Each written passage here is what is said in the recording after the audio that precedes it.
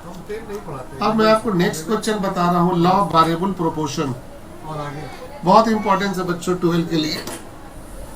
Law of variable proportions, इसका दूसरा नाम है रिटर्न टू फैक्टर, इसका दूसरा नाम है short run return two factor. तो कभी एग्जाम में आ जाए लॉ ऑफ वेरिएबल प्रोपोर्शन बताइए या रिटर्न टू फैक्टर बताइए, तो उसका मतलब वही है लॉ ऑफ वेरिएबल प्रोपोर्शन, या इसका एक नाम और भी है short run return two factor. थोड़ा सा हम पहले इस पर बात करते हैं कि आखिर होता क्या है, एक्सप्लेन करते हैं। बच्चों शॉर्ट रन में आप जानते हैं दो तरह के फैक्टर होते हैं, एक फिक्स और एक वेरिएबल। मतलब शॉर्ट रन में दो तरह के इनपुट फैक्टर है, एक है फिक्स और एक है वेरिएबल। फिक्स में हमारा कैपिटल होता है जो कांस्टेंट होता है, जो चेंज नहीं होता है, और वेरिएबल होता है लेबर, जो चेंज होता है।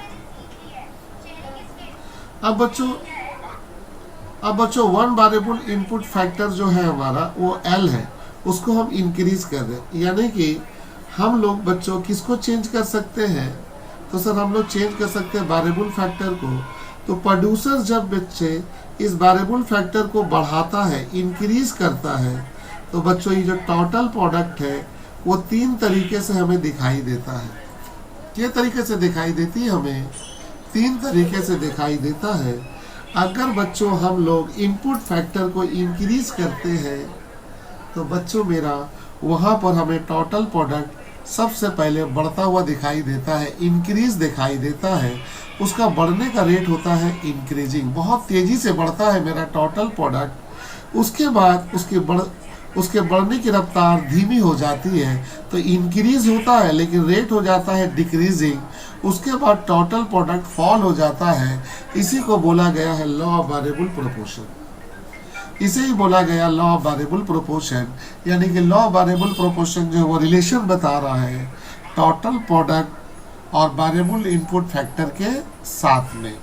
एक बार फिर से मैं एक्सप्लेन करता हूँ। देखिए शॉर्ट रन में आप जानते हैं दो तरह की फैक्टर होती है, फिक्स और वेरिएबल।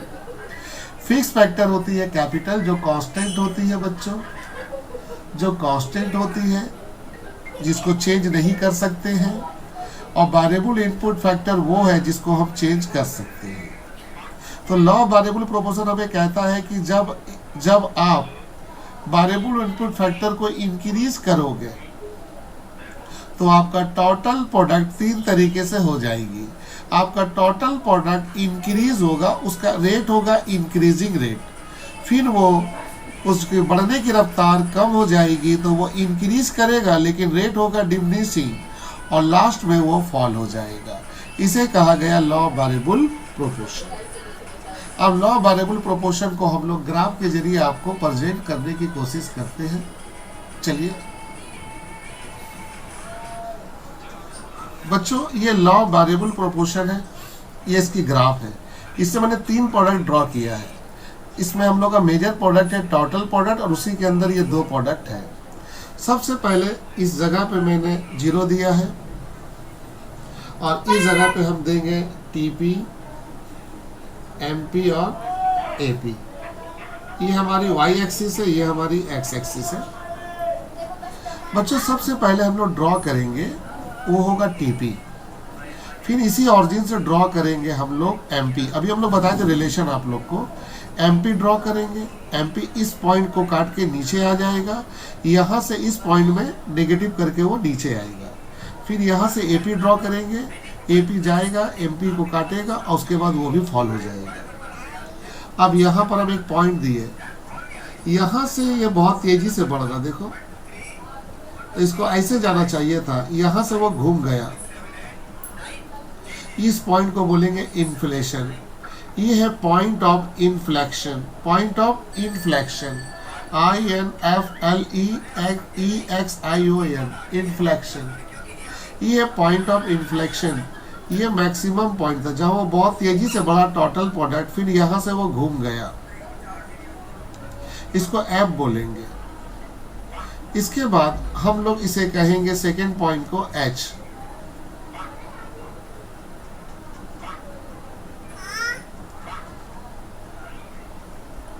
उसके बाद बच्चों ये लोग दोनों एक दूसरे को इंटरसेक्ट किया, इसको बोलेंगे एच, एस बोलूंगा। अब हम लोग इसको एक्सप्लेन करेंगे। तो बच्चों यहाँ हमने 3 स्टेज बनाया प्रोडक्शन का, ये फर्स्ट है, ये सेकेंड और ये थर्ड है। सबसे पहले हम लोग फर्स्ट स्टेज के बारे में एनालिसिस करते हैं और ध्यान से देखो। फर्स्ट स्टेज, ये मेरा फर्स्ट स्टेज है जो खत्म हो गया इस पॉइंट पे। बच्चों ध्यान से देखिए, हमारी जो पहली स्टेज है बच्चों, उसमें टीपी का बढ़ने का रेट क्या है? बहुत तेजी है।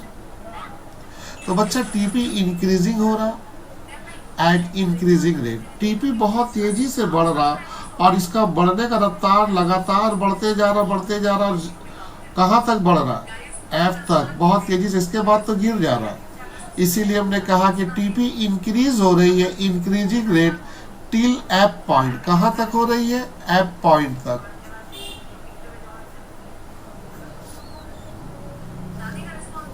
ठीक है बच्चों, इस एफ पॉइंट तक वो बहुत तेजी से बढ़ रहा। वही बात मैंने यहाँ लिखा है कि सर टीपी इंक्रीज हो रहा है इंक्रीजिंग रेट से एफ पॉइंट तक। इसके बाद फर्स्ट स्टेज में हम क्या देख रहा हूँ कि मार्जिनल प्रोडक्ट और एवरेज प्रोडक्ट में मार्जिनल प्रोडक्ट ज़्यादा है। किससे? एवरेज प्रोडक्ट से। तो हमने यहाँ लिख दिया कि सर मार्जिनल प्रोडक्ट ज़्यादा है एवरेज प्रोडक्ट से। और ध्यान से देखो, एमपी और एपी दोनों बढ़ रहा। देखो बच्चों, एमपी भी ऊपर जा रहा और एपी भी ऊपर जा रहा। तो मैंने सर को बोल दिया कि सर एमपी और एपी दोनों ही इंक्रीज हो रहा है, लेकिन एमपी एपी से क्या है? ज़्यादा है।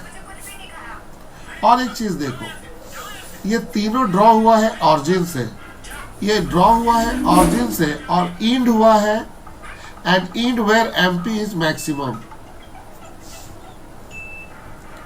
इट स्टार्ट फ्रॉम ऑरिजिन, ये सभी स्टार्ट हुए हैं ऑरिजिन 0 से। लेकिन बेटा ये जो स्टेज है ये खत्म हो रहा कहाँ पर? जहाँ पर एमपी इज मैक्सिमम। ध्यान रखो, जब एमपी मैक्सिमम हो जाता है तो फर्स्ट स्टेज खत्म हो जाता है, यानी कि फर्स्ट स्टेज यहाँ पे खत्म हो रहा। ध्यान से देखो, क्योंकि एमपी जो है, एमपी ये बढ़ते बढ़ते जाकर यहाँ से गिर गया, ये मैक्सिमम पॉइंट है। यानी कि first stage come to the end at that point where MP is maximum. तो बच्चों इसको ध्यान से देखिएगा तो आपको खुद समझ में आ जाएगा। फर्स्ट स्टेज में हम ये देख रहे हैं कि ए हमारी जो टीपी है वो बढ़ रही है, बढ़ने की रफ्तार उसकी इंक्रीजिंग है। और ये कहाँ तक इंक्रीज है? टिल द पॉइंट एफ तक। इसके बाद हम देख रहे हैं एमपी और एपी। एमपी ज़्यादा है एपी से, लेकिन एमपी भी बढ़ रहा और एपी भी बढ़ रहा।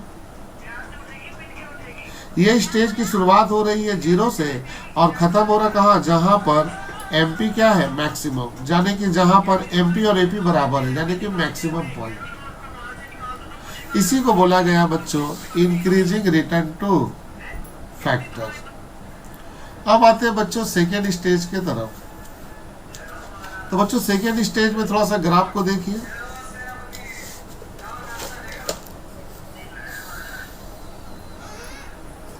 ये बच्चों सेकेंड स्टेज। सेकेंड स्टेज में बच्चों ध्यान से देखो, हमारी टीपी जो है वो बढ़ती हुई गई, बढ़ने का रफ्तार तो कम है, बढ़ते बढ़ते जाकर इस पॉइंट में जाकर रुक गई। उसके बाद वो बढ़ नहीं रही है, यहाँ से वो कम हो गई। यानी कि अगर हम एफ से एच की बात करें और दूसरी नंबर देखो, एमपी क्या हो रही है? फॉल हो रही है। एपी भी क्या हो रहा? फॉल हो रहा है। तो बच्चों मैंने यहाँ पर एक्सप्लेन किया है सेकेंड स्टेज के बारे में कि सेकेंड स्टेज में हम देख रहे हैं कि जब हम एफ से कहाँ जा रहे हैं? एच के तरफ, तो टीपी इंक्रीज हो रहा, लेकिन उसका रेट जो है बढ़ने का